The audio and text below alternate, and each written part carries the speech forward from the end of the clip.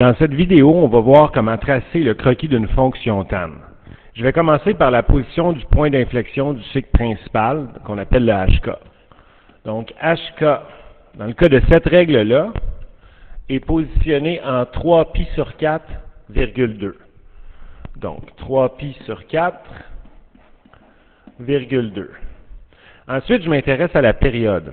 La période d'une fonction tan, on la trouve en faisant π divisé par la valeur absolue du paramètre b. Donc, comme le b ici vaut 1/2, on va faire π sur 1/2, ce qui va donner l'équivalent de 2π pour la période. Ce qu'on sait pour une fonction tan, c'est que, imaginez-vous que ici j'ai le point d'inflexion et que la période mesure 2π, ben, je vais avoir un asymptote à gauche et un asymptote à droite situés à égale distance du point d'inflexion. Donc, quelque chose qui ressemble à ça. Et la distance entre mes deux asymptotes correspond à la période. Donc, si ici, ma période mesure 2π, je sais que je vais avoir une distance de π à droite et de π à gauche, ce qui fait que globalement, ça va me donner une période de 2π. C'est comme ça qu'on va aller positionner les asymptotes.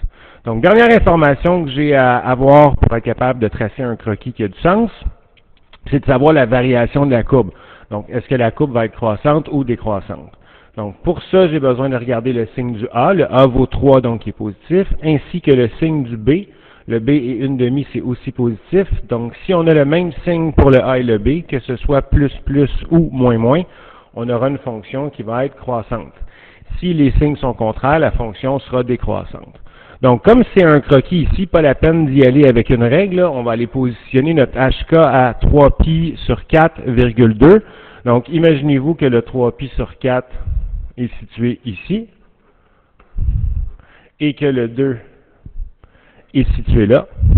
Comme je vous donnais ici comme information que j'allais avoir un asymptote à π à gauche et à π à droite, bien, tout ce que j'ai à faire, c'est que comme mon HK, je vais juste aller positionner le HK en 3π sur 4, virgule 2, donc environ ici.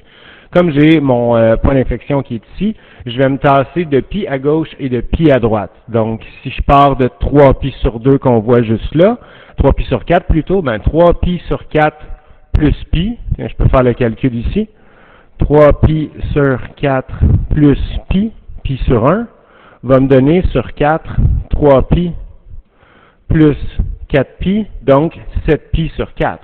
Alors, à ce moment-là, je m'en vais en 7π sur 4, disons environ ici. On va aller positionner 7π sur 4. Ben, quand x vaut 7π sur 4, j'ai un asymptote. De la même façon que si je soustrais π à 3π sur 4, donc 3π sur 4 moins π, ce qui va faire 3π sur 4 moins 4π sur 4, ça donnera moins π sur 4, donc environ ici. Et là, ce que je vais faire, c'est que je vais aller positionner mes asymptotes. Donc, ça devrait donner quelque chose comme ça, ici, et comme ça, ici, environ.